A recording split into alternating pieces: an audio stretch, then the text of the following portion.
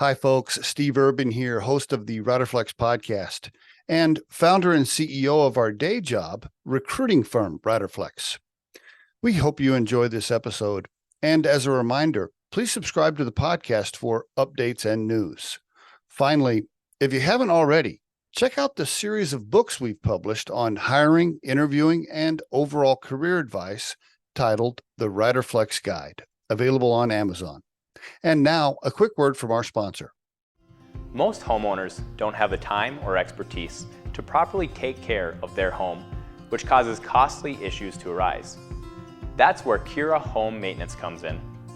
We're a full-service, routine maintenance company that was developed by a certified home inspector.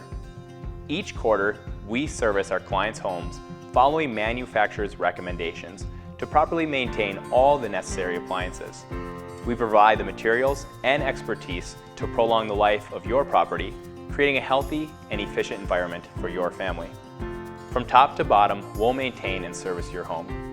To get started, we have a property inspection to determine what needs to be maintained, and a maintenance plan is created based on your preferences. From refrigerator coils to filters, vents, and drains, we do it all, and we do it well. Contact us today for your free routine maintenance inspection, and never worry about your maintenance again.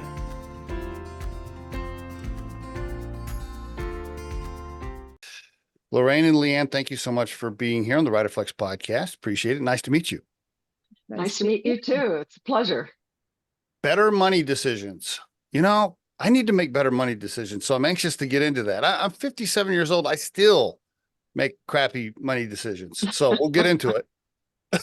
We can help you with that, Steve. Yep. Yeah.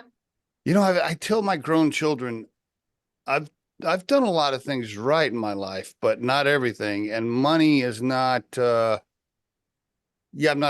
not my best area, really. I don't think I could have been much better with investments and different things. So happy to get into it. But before we do, let's see, who wants to start here? Lea Ann, do you want to start? Who is Lea Ann? I want to know, like, where are you from, family, where you grew up? I mean, give me some early life stuff. Okay. Well, I grew up in Oklahoma. What? Me too. No What part? way. Yeah. I grew up in Oklahoma City. Wow. Okay. Do you know where Chickasha is in between Lawton and Oh my Oklahoma God, City? you're not going to believe this, Steve. I was born in Chickasha. Get out of here. You got to be I kidding am me. not kidding. You and I are the only two people who know how to spell Chickasha when they ask where you were born. Oh, wow. I went to high school and college in Chickasha. I went to that little liberal arts school there. Wow. Unbelievable. Small world. It is unbelievable. Well, we'll have to Wow. have some more conversation about that after the podcast.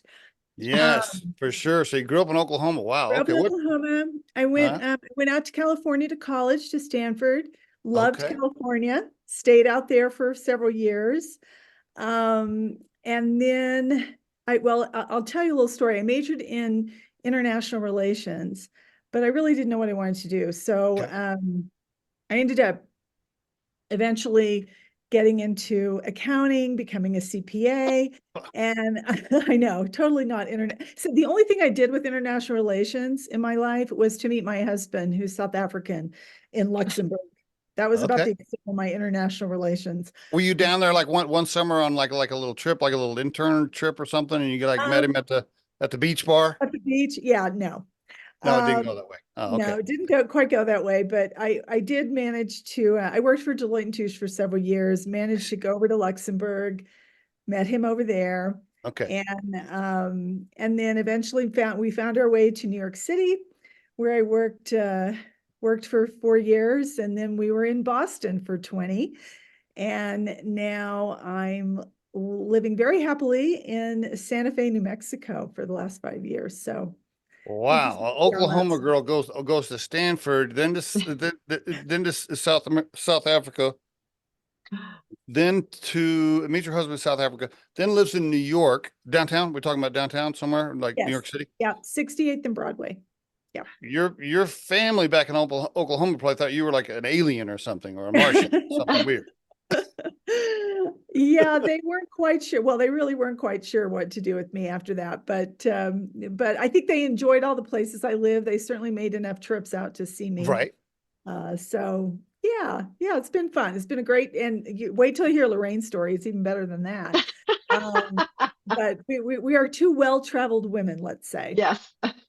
The first time I lived in Connecticut for a while, my first time my Oklahoma parents came to New York, and we rode the train from White Plains into downtown, and my mom stepped out of the Grand Central Station, and yeah, they were just like, what the hell? Where are we? This is a different planet. It is. But what a great experience, right? Yeah, yeah, for Again. sure. So let's see, married, you said, Yes. kids, give me the rest of it. I want to know everything. Tell me everything. Okay. So yes, married, and we have 3 daughters, Okay. and one is currently living in Australia. And so Uh-huh. we're about to go see her in a few weeks. Oh, cool. And I Yeah. know, I'm really excited about that. I've never been to Australia, so Yeah. that's going to be an adventure. And one's in Boston, and Okay. one is still in college at Occidental in Los Angeles. So Very nice. No we're grandchildren thrilled yet. as well. No, oh gosh, no, I hope not. No, yeah. Uh, appreciate I'm you sure sharing. I'm sure they'll be here eventually. Now, before we move to Lorraine, is there anything that you want to confess that you Mm. haven't told anybody yet on the podcast? Now, I'm guessing if you went to Stanford, that means you were probably a 4.0 student in high school in Oklahoma. So I'm guessing you were a good kid. I mean, is there anything you want to, was there any I'm very, rebel in there? Is there anything you want to share at all? Anything you want to tell us? Lorraine already knows this. I'm very much of a rule follower. You know, Okay. you can imagine I was the oldest. I Okay. was, competitive. But I had to follow the rules, and I'm still a little bit that way. Yeah. That is boring, Lea Ann. I hope I Lorraine, know no, I'm it's just, boring. I know. I know. just playing. I try to cover it up as much as possible. I'm just joking. Okay, Lorraine, I hope you got something. Let's just start off with this, Lorraine. Have you ever been arrested? Give us something good. Anything fun? Actually, no. Darn Oh, it. bummer. Not for lack of trying, however, Okay. So I'm Lea just, Ann and I, yeah. we're very similar in many ways. She has 3 girls. I have 3 boys. Okay. We're both married. I, right after graduating from college, moved to Saudi Arabia. So that was Wow. pretty exciting and unusual with my husband. So we were there for a couple of years and then ended up in Tehran, Iran, Wow. and of course had to leave there because of the revolution in 79. So I've led a pretty You think? rambunctious, adventuresome life along the way. And I think where Lea Ann's a rule follower, I'm more of a rule breaker. That's good balance. It's good balance. So it's good. It's a good partnership in that regard.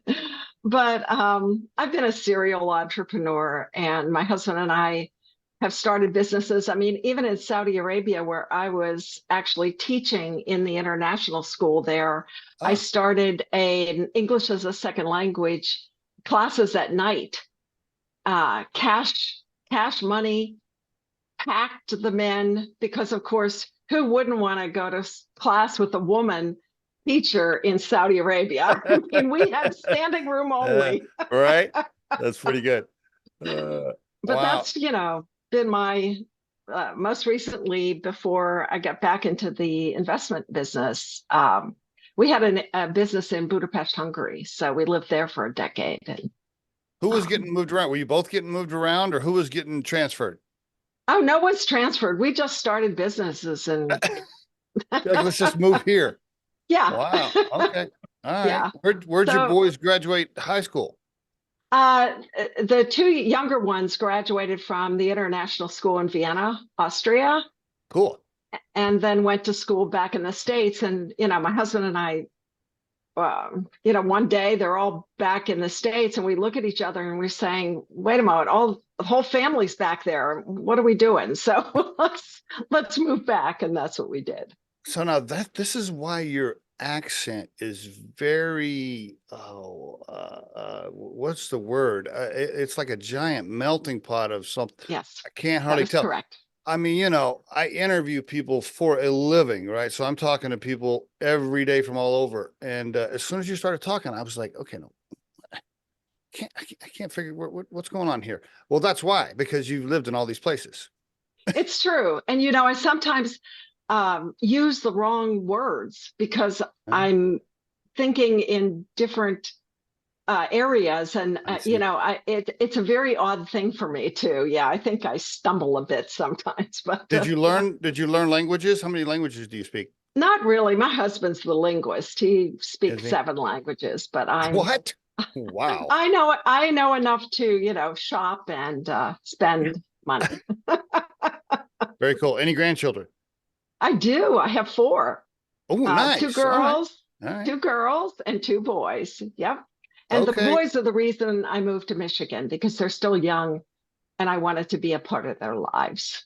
So, I see. Good move. And I yeah. noticed that you had some New Mexico in there before that. Is that how you guys met? Were you both down in New Mexico? What happened Yes. there? Yeah. Yes. I lived in New Mexico for about 15 years, and that's where Better Money Decisions started. Okay. So, Santa Fe is actually our headquarters of the company, even though All we have right. offices in a couple other places. But um, you know, Lea Ann was moving to Santa Fe. Well, Lea Ann, I could have you tell that. And she called me and I was like, oh, I really like this woman. And I hope she will join with us. Yeah, And then the rest yeah. is, I you feel know, like it was history. very serendipitous. You know, I was moving to Santa Fe no matter what, because my husband had just retired and we really wanted to be out west. Um, and just I think Lorraine and I we had a couple of conversations, and then I came out and we had lunch together, and we just found, you know, after many, many years in a business with different partners and different you know, more or less not ideal situations, I think Mhm. we realized we had finally found, you know, that person that thought the way we did Yeah. and really had the same vision of what we wanted to do. But how did you guys originally meet? Where was that connection? I think it was actually weirdly through, I was still in A Boston, headhunter. and a headhunter called me and called me about another job, not this Right. one, Okay. and in Boston. And you know, it's one of those things where he called and he said, we're looking for a CEO for a large investment advisory firm in Boston. Now, at any other time in my life, I would have been like, oh, that is exactly what I want to do.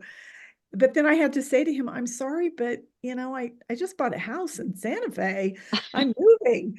And then he said, oh, I might have an opportunity for you in Santa Fe. And I'm like, yeah, right, dude. I'm never going to hear from you. What are you talking about? And he said, give me a week and I'll call you back. Well, he obviously talked to Lorraine. He called me back and connected us. And it was, you know, from there, Wow. it was smooth sailing. Yeah. Okay. All right. Interesting. I got you. Well, you can't use that headhunter anymore, Lorraine, because now you know me. So we're obviously Yeah. your go-to. Yes, right. Just playing. Well, the Uh, thing is that, you know, when I called that guy, it was that summer before, and asked him to help find an associate advisor for us. And he said, well, I don't really do that. I only do, you know, people with bigger businesses and things like this. And I was like, but it was nice. We had a nice conversation, and that was it. I thought I'd never hear from him again. So you mm, never know. I mean, this is why you have yep. to keep moving around and talking to people and being involved, because you never know where something is going to come from or how it's going to manifest, you know. Uh, I want to tell you a Santa Fe story really quick, and then we'll get into business. So Santa Fe is the only time I've almost been kicked off of a golf course. I can't remember the name of it, but it was one of the super nice ones down there. Whatever. I can't remember. Anyway, one of the ones where it's like, you know, the serious rules and everything. Anyway, my wife and I are there with a couple friend of ours, and super nice Airbnb thing, whatever. We're on the golf course. Well, my friend's wife, her feet start hurting with these shoes she's wearing, and so she takes her shoes off, Uh-oh. and Uh-oh. she tees off with no shoes on, and I shit you not, by the time our carts got to the next ball, that ranger was on us, man. He's Oh like, no. he comes up and he's like, no. He's like, we don't He's like, no, we don't do that stuff here. I was like, oh man, okay, yeah, you guys are serious. Anyway, I'm trying to remember the name of that place. I don't know. You probably know it, Lea Ann. I don't know. Was it Las Campanas or Marty Sanchez is the other one? I don't. Santa Fe Yeah. Country Club. There aren't that many golf courses in Santa Fe. Right. It was one of those Yeah. ones where it was super old school. But Okay. anyway, so Lorraine, was it your business or were you the founder? Walk me through the beginnings of the business. Yeah. Yeah, the business was founded back in like 2015 and that's when I joined too. So I knew the person who set it up, but she was floundering a bit. So she asked if I'd join the firm and help her get it started, which is what I did. And for all practical purposes, it was started when I became involved. She filed the LLC, but you're the real founder. Pretty much that's the case. Yes. Okay. Got it. And I mean, it's how it's like when you start a new business. It's a struggle. I mean, it takes a lot to get it going, and a lot of work, a lot of effort, a lot of energy. Hold on a second. I'm gonna. It definitely takes a lot of work. That's for sure. If it was easy, everybody would do it. It's not easy though, is it, Lea Ann? No, Yeah. Go ahead, Lorraine. no, it isn't easy. I mean, you need money because you certainly don't start out with a big, firm or a big capability of having a lot of clients. And so, You mean you can't just throw up a website and people call you? yeah, no, that just didn't work that way. I mean, it just, I think that, we did everything, we tried everything. And eventually it did gather momentum and start working. And, but that I think is true with any business I've ever started. I started a business in Budapest, Hungary too. And that took a while for it to get going as well. But, you just have to be prepared for that because it's not easy. Hard work. And how many years has it been in business now? And by the way, for the listeners, Better Money Decisions. And the website is bettermoneydecisions.com. How many years in business now? 9, I guess. We're in our 9th year. And Lea Ann, you've been there for how long? I've been here about 5.5 years. So okay. Yeah. And who wants to do the elevator pitch for the listeners? Give us the pitch real quick. Better Money Decisions. Go ahead, and then I'll tell you what ChatGPT had to say about you after you give me your pitch. Go ahead, Lea Ann. You're good at that. I don't know. This might be a slow elevator ride, but we really founded the firm and grew the firm based on this idea that women might do investing and planning a little differently for clients. And I think we pride ourselves on listening more than talking. We're fee only, fiduciary, so we're not really interested in selling anything. We just want to understand what a client's needs are, goals are. We're a very goals-based firm.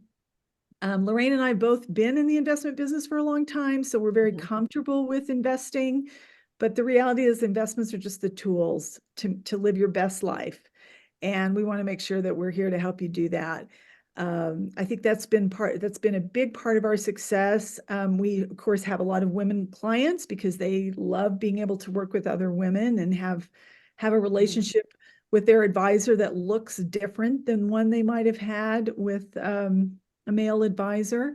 But we also have a lot of male clients who appreciate our approach as well, and a lot of couples. And I know we've both at times been, felt more like therapists than advisors as we listen to client stories. But I think it's just, it's so important to be a collaborator with clients in their journey, and not not be telling them what to do, but talking with them about what they want to do. Mm. And Lorraine, who do you target? Is there a certain amount of money to get in? Do you target a certain wealth of individual? Like, who's your target client? Well, we do. I mean, we like to be available for all people, but we have other advisors who are at the firm, and they are willing to take smaller clients with smaller nest eggs than like Lea Ann or myself. Lea Ann has a high minimum of about 2 million to work with her, and but we accommodate all people from all walks of life, because it's really important to us to make sure that people are getting the right kind of financial advice, even if they're just starting out. So we have, a number of different programs that people can participate in, even if they're just beginning to start saving money or beginning their careers. It's better to get on the right path right from the start than to kind of flounder as you get older in life. So, we have a couple of different ways of working with the firm, and want to make sure that we can help as many people as possible. So let me make sure I heard that correctly. So if I want Lea Ann, I got to have 2 million, but Yeah, if I only got 100,000, I can get one of your other advisors. that is correct. And they are all fantastic, I have to tell you, because Okay. we are very particular about who joins the firm. And Okay. Okay. they all kind of have that same vision for really helping people make better money decisions. And it's so much more about you and not about us. And that, I think, is the distinguishing factor, where a lot of other firms tend not to work that way. Okay. The website speaks about this holistic approach, and there's no fees or referral stuff involved. I'm not an expert on this, but so you're not getting kickbacks from something to push people in a certain direction, blah blah blah. You're just taking a flat fee and saying, you're like, look, Steve, give me your money. I will take a fee and I'll tell you what to do with your money. Period. That's correct.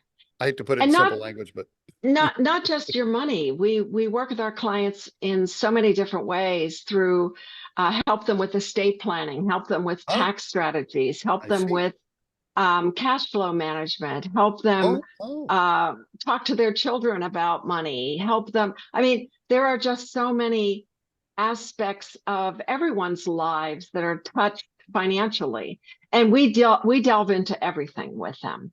It's a very deep relationship we have with our clients. So it Interesting. goes Okay. beyond pure investment, I think. Lea Ann, would you put it that way? Absolutely.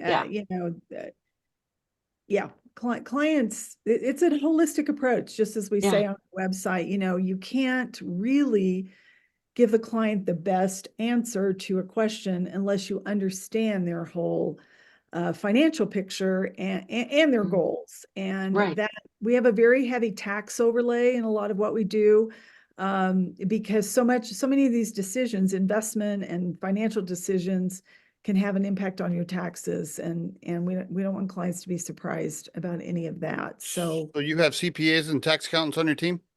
Well, I have a CPA. I don't do tax returns. I always tell people I don't even do my own tax return. But I have a lot of tax experience, and of course our other advisors as well are have that background. Many of them are CFPs. I'm also a CFP, and so there's a component of that certified financial planner certification that has tax knowledge. Yeah. If you were helping me and my family manage my money, I could be like, look, here's Dean. Here's Dean. He's my tax accountant. Talk to him. You guys figure it out. Oh yeah, absolutely. We're That is very collaborative with if they have a tax preparer, we can talk with them. They have an estate attorney. We also want to understand what their estate plan looks like, so that we're not doing something contrary to that. Gotcha. As well. Gotcha. Oh, okay. And I guess since you're this all-inclusive holistic thing, does that mean you're just charging by the hour, or are you charging by the project? How's your fee structure work? Yeah, we really have kind of three, as Lorraine was explaining, depending on where you kind of are in your life, you may fit into one or the other of our three service levels. We do have a more project-based, which is kind of a defined time. Maybe you're somebody who is either just starting out and all your money is in your retirement plan, but you want some planning. We might meet with you, once or twice and really put together an initial financial plan, and then you go on your way and execute it. We also have a subscription-based plan, which is a fixed fee, but that gives you access to ongoing access to one of our advisors, and you meet with them regularly. But What if I call them every day? Is there a yeah, we'd have a penalty? discussion. We'd have a discussion with you about that. Not Sorry, that people decide. I interrupted your flow. Sorry. That's okay. That's all right. Yeah, it's very enthusiastic at the beginning. So we do have a lot of conversations with clients at the beginning of a relationship. Gotcha. Over time, things settle down and it seems to work. But our majority of our clients are what are called assets under management clients. So this is not only that ongoing planning aspect, but also the management of their investments in their portfolio.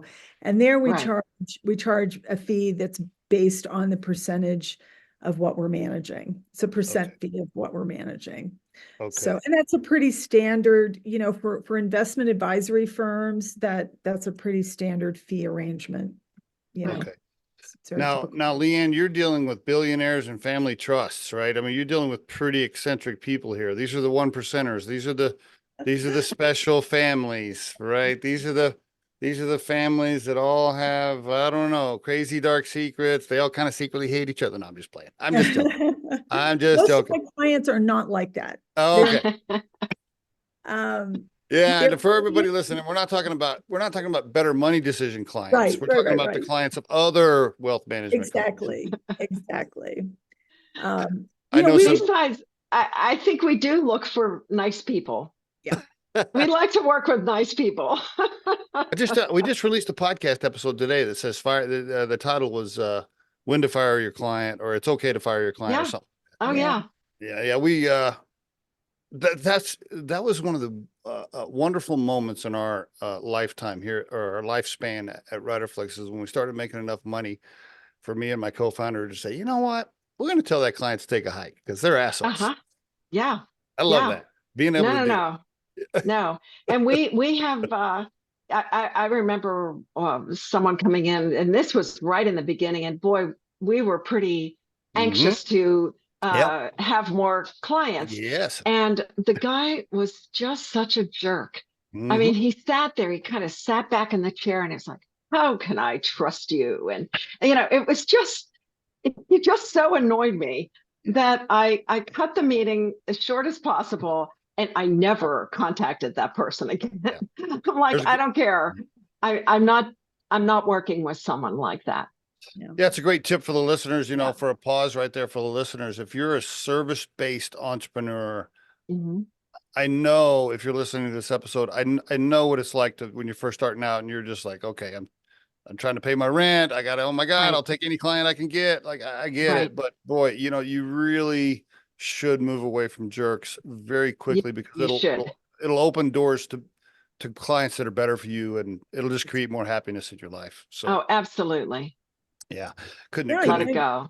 You end up spending time on the wrong clients when you're not discerning and understand who you are and who you're not. That's hard to do, but I think the sooner the entrepreneur understands who their ideal client is and who they are, what they really offer to a client, you're going to enjoy your job a lot more. You're going to have fun clients like we do.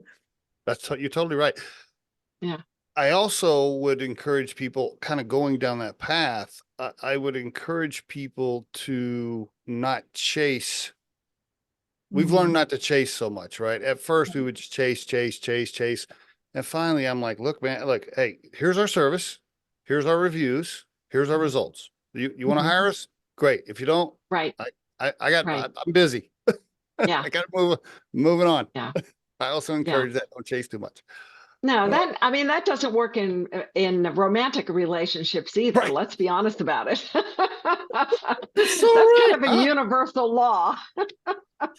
Exactly. That applies to my own life. That was when my wife hooked me, because we were dating, and I was kind of like, hey, I'm gonna date a few other girls on the side. I'm gonna kind of mess around a little. I'm not messing around on her, but we didn't have a monogamous relationship yet. Yeah. And I was kind of just playing the field still. And one day I called her and I said, hey, what are you doing this weekend? Because she was one of 5 girls or whatever I was dating. I called her. She's like, all right, I got a date. I'm sorry. She goes, I'm booked this weekend. And I was like, oh, whoa, whoa, whoa, whoa, whoa, whoa, whoa. To your point, right? Like, Yeah. then I was like, okay, yeah, I didn't like that. And then boom, she hooked me. So to your point, you can't, yeah, No, don't chase them like that too much. don't You you? got better things to do. Okay, I think I have a decent idea of what you're doing now. How big is, I don't know what you can share. How many advisors? Can you talk about the size of your portfolio, or I don't know what numbers you want to Sure. share, or what you want to share about how big the company is? Yeah. I mean, we currently have about 300 million under management, meaning Okay. that, we manage those assets for our clients. Yep. What are we up to, Lea Ann? 6 advisors now with the firm. Oh, Yeah. Yeah, we just brought a new advisor on in December of last year, and she's fantastic. We love her. W-2 or So 1099 for these advisors, or a little bit of both? Oh no, these are W-2. All Everybody, Okay. we're W-2s in the firm Okay. as well, Okay. as owners.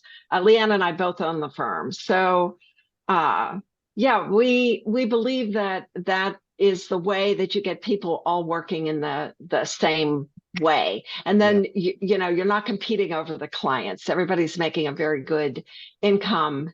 We pay 100% of health and dental and all of Sweet. the benefits. Nice. Yeah. Yeah, we're Okay. a good firm to work for. Sounds like it. Now, who does what? Now, you said you own the firm together. Mhm. Are you the only 2 on the cap table? Do you have outside investors? What's the makeup of the company? It's Just us. us. Sweet. Okay. Who's in charge when it gets messy? Who makes the final call when you guys have a disagreement? What do you Gosh, flip a coin? have we even had one, Lea Ann? I don't think I so. I don't think It's so. just the craziest thing. Yeah, we've been pretty good about talking through. We don't always, I wouldn't even say this very strongly. We tend to agree on most things, but even if we're like, what about this or what about that? Uh-huh. We have so far in 5.5 years Yeah, been able to say, okay, this is what we're going to do. Let's do it this way. And right. I think one reason for that is because Lorraine usually lets me win. But no, that's not true. Now, if you, No, I really think it's because we know if something isn't working, we'll identify it and we'll Yeah. pivot and we'll try Yes. something else. We're not, neither one of us are stuck okay. on something that's not working. And I Now, think that, again, that's one of those points that you need to be and to have as an entrepreneur. I mean, you have to pivot and you have to be willing to pivot, and you can't be married to a certain way of doing something. you got that. You I got mean, that. it Oh, honestly, I think when the firm first started, I felt like a whirling dervish because it was a constant pivoting to try new things and to see what would work and try and get things organized correctly. So, if you don't have that kind of mindset where you can embrace change and be willing to change, you're going to have a hard time as an entrepreneur. great advice, Lorraine. Great advice. Could not agree more. And it's happened so many times, even with our firm at Riderflex. I remember Yeah. when we first started, because I was an operations executive before I started Riderflex, and so I had dealt with recruiters my whole life, and so when I wanted to start a recruiting firm, in my mind as an ops person, I was like, okay, it's going to go like this, and we're going to do it this way, and it's going to be this process, and this is how the client's going to do it, and this is what we're going to make the client do, and bop, right? And then I quickly learned that, the client is going to tell me how they want it done, and then I'm going to basically maneuver around that. Yeah, but this is it, and you have to be willing to embrace that Yes. that difference and that kind of change that is inevitable. Now, you mentioned do you target women? Is that fair to say? How did you say that? Women is your, I don't know. What is the right definition of what you were telling me? Do you target women owned companies or women founders? Are you purposely targeting that, or you just feel like you do better at it because you're female? What do you Well, tell me what you're you know what saying? I really think, Steve, is that, we put out this different message that we're a different kind of investment firm, that we really pay very close attention to our clients and we really develop a very deep relationship with them. And since we have this very holistic offering, it's attractive to many women because women are not they don't want to go into an investment company and be told what to do like a child. Guys do, Um, but guys do. no, maybe not. I mean, but I think this is the way traditional investment companies work, is that you go to the investment company and they say, you do this and you do that. Ours is more of a conversation. Ours is more of a back and forth, as an understanding of who our clients are as people and what they want their lives to be. I mean, I always tell a new client, I don't know how to invest until I know what you want this money to do for you. Mhm. And so until I know who you are, I don't know how to advise you, because what your goals are, what you want out of life, what is important to you, what you see as your future is what will base how we advise you and the kind of advice that we'll give to you in any particular circumstance. Now I must It's a different approach. Now I must admit though, that approach you just described, I'm like, well, doesn't all that apply to guys too? Well, that doesn't Well, we just have a lot of guy clients. I mean, we do, but yeah, we're not uh, exclusive. okay, Yeah. okay, I think it's okay. just it's just a different way of approaching in the investment industry is what we do. And it's You did attractive to women because they feel comfortable. Mhm. because you listen more and guys don't listen. Okay. That's fair. That's fair. Yeah, I'm just giving myself a hard time now. The two buzzwords you put in there, and by the way, I'm pushing you on this on purpose because That's okay. anytime I get people on the podcast, they're like, I focus on this particular male, female, or this particular whatever. I'm always like, okay, well, but what you're telling me kind of applies to everybody, doesn't it? I don't know. Yeah. I hear them saying words Yeah. around why they're targeting a certain group of people. And Mhm. as I listen to them on the podcast, I'm like, I hear you, but everything you just said kind of applies to everybody, doesn't it? I don't know. So that's my pushback. You did use the words relationships and listening, which I would Yeah. agree. Those two words usually don't follow men around a lot, or at least not as good, I don't think, right? I mean, I know I don't listen what the hell with crap unless when I'm talking to my wife, I will say, I have learned in my older age, I'll just straight up tell her. I'll say, look, okay, am I just listening here or am I trying to fix this or what do you want me to do? I'll just ask her ahead of time. I want to know Mhm. what is my role in this conversation? Am I listening or am I trying to resolve? And if I just get Right. that out of the way right up front, it usually just goes better. And by Yeah. the way, 90% of the time, guess what our answer is? You're just listening. Listen. Bingo. We've had those conversations with our own husbands, trust me. Yes, yes, yes. For all you young men out there, pay attention. Heed my words. Yeah, listening is better. Okay, no, I hear you. I hear what you're saying about that. Okay, very good. On the topic of, and we can kind of go into the back end of this here with, let's roll this into AI and the tech advancement and maybe how you're going to pivot or if you need to pivot or what you're doing with all these tools and how it relates to your business, because I think you and so many of us are needing to pay attention right now and go, okay, what's happening? What are we using here? What are we doing? How's this going to affect my business, etc. Let's talk about it with your line of work. Are both of you, would you say both of you are pretty versed on what's happening with with? Oh, yeah. I mean, I don't know. I understand what's happening and what's going on. And I think for the traditional investment industry, Yeah. I think that AI is going to have a big impact on that kind of way of doing business, which is a little bit different from what we do because Okay. ours is much more personal and intuitive, and it's more about relationships and drawing people out.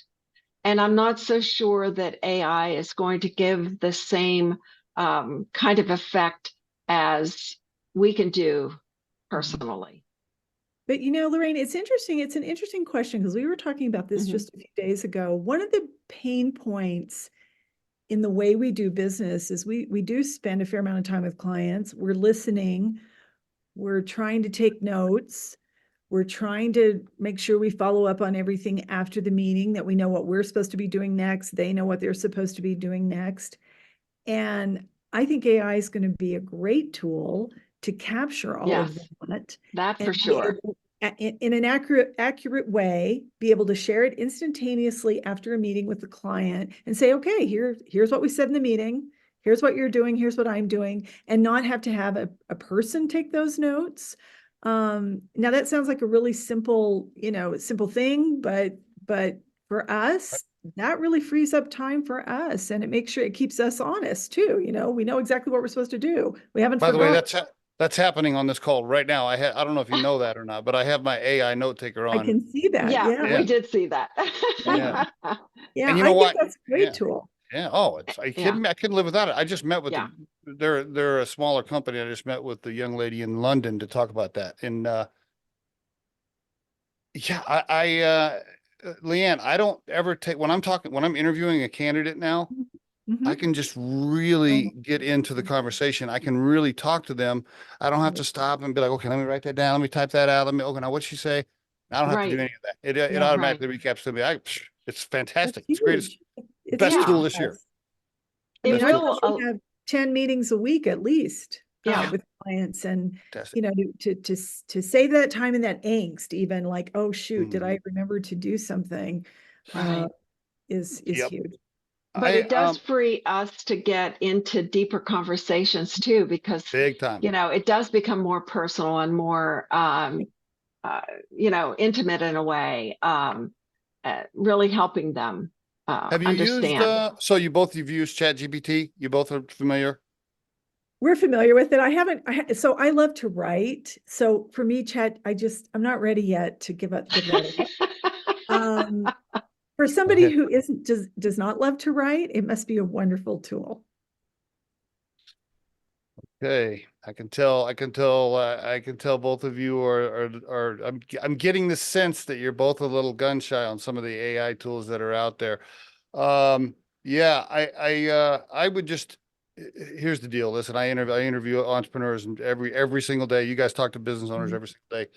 Um, yeah, the march of AI is real. It's for real. And it's not going backwards. No, It's not stopping. It's not going backwards. It's only going to get better Mhm. and stronger and faster and smarter. And personally, I think any business owner listening to this show, like, you better be on top of it. You better pay attention, because if you're not, the AI will either replace your business, or your competitor will use it to dominate you. One of the two. And they're going to make you stronger and faster. I mean, let me just give you an example. And then I'll ask you some more questions about how you might pivot yourself. I can interview a candidate just like we're doing. Okay. mhm. As soon as that interview is over, it will spit out to me a recorded video and a summary of the notes and the full transcript if I want it. Okay. Yes, Immediately. Okay. and that part we love. Yeah, And then I can do this. I can go into ChatGPT or whatever large language model you prefer, and I can paste in all of the automatic notes that it took. I can put it in the job description. I can put it in the candidate's resume, and boom, within seconds, it will prepare a presentation for that candidate for the client within seconds. Something that I used to pay somebody to do that took a few hours. And that is just one tiny example. Right. I'll give you another one. This kind of ties into some of the things you guys do, because we do some consulting, a little bit of consulting. Primarily we're recruiters, but we do a little bit of business consulting. Client sends me their financials. I look at the balance sheet. I'm looking at the balance sheet. There's something I'm like, they tell me that they haven't tapped into the line of credit, but it's obvious to me on the balance sheet they have tapped into the line of credit. So either the husband's lying to the wife, or the wife doesn't know, or they got something's going on. And so I do two things. I go, I'm going to test this. So I put the balance sheet into ChatGPT and I go, hey, am I looking at this balance sheet wrong? Because I'm pretty sure it says this. And can you just double check me? Seconds, it tells me, yes, Steve, you're right. This is what's going on. Now, to test that, I sent an email to Brianna, who works for me. That took half a day. Then she sent it to our fractional CFO, who does a little work for us. The fractional CFO finally got to it the next day. She looked at it. She charged me $100 to look at it. Then she sent me back a note a day and a half later and said, yes, Steve, you were right. Yeah, la, la, la, la. Give me the same answer, which I got from ChatGPT in seconds for free. So are you telling me we could just have ChatGPT do our bookkeeping? I'm telling you, That would be really awesome. What I'm telling you is, my point is, for any service business like ours and so many other people listening, I think it's important to pay attention to the tools that are launching that can make you stronger and faster at executing things, so that you're dominating your market rather than your competitor grabbing a tool and learning how to move faster.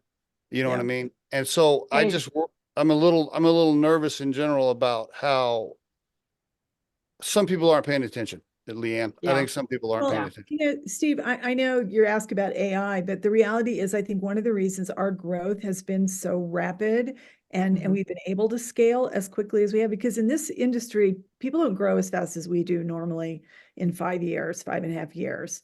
And I think the reason for that is kind of what you're saying. We have been very good about adopting technology and technological tools to do our job. I mean, we have a big CRM system. We have a big portfolio management system. I mean, we were adopting technology that much bigger firms were using when we were a tiny firm, just so that we could grow into it. And so you're absolutely right. I mean, you have to use those tools. You can't do, I mean, some of our colleagues are still doing things on spreadsheets, and we haven't been doing that in a long time. So that's good. Yeah, while we may not adopt everything that ChatGPT does, I think we have absolutely believe you've got to stay ahead of it, the technology. But I do think it's time for another pivot. Do you have any idea what ChatGPT is saying about your business right now? Well, no, what? Yes. Go ahead. Okay, let's just see. Well, this is good. I know we got a couple of minutes left here. Let's see. I was asking her earlier. Let's see. Let's try this. Hey, earlier I asked you about a company called Better Money Decisions. Do you remember that conversation? Give me a summary of the company again, please. Hey, Steve. I remember we talked about Better Money Decisions, but to keep it fresh, here's the gist. Better Money Decisions is a financial planning and investment management firm. They focus on helping individuals make informed decisions with their money, whether it's investing wisely, planning for retirement, or navigating complex financial situations. Their aim is to provide personalized advice tailored to each client's unique financial goals and circumstances. It's all about making your money work better for you, whether you're saving for a dream vacation or setting up for a comfortable retirement. How does that align with what you were looking for? Tell me about their holistic approach. They mentioned that on their website. Sure thing. The holistic approach that Better Money Decisions mentions is all about looking at the big picture of your financial life. Instead of just focusing on one aspect like investments or savings, they consider everything. That's good. This means they dive into your income, expenses, investments, taxes, estate planning, and retirement goals. Not bad, right? She keeps It's going. impressive. Yeah. Yes, it really is. By the way, another tip for the listeners. I made damn sure that they're saying the right things about Riderflex because I would be tested. Yeah. How would be, and I would be, I'm telling her, I'm like, no, that is not correct. Change that for anybody else asking the question.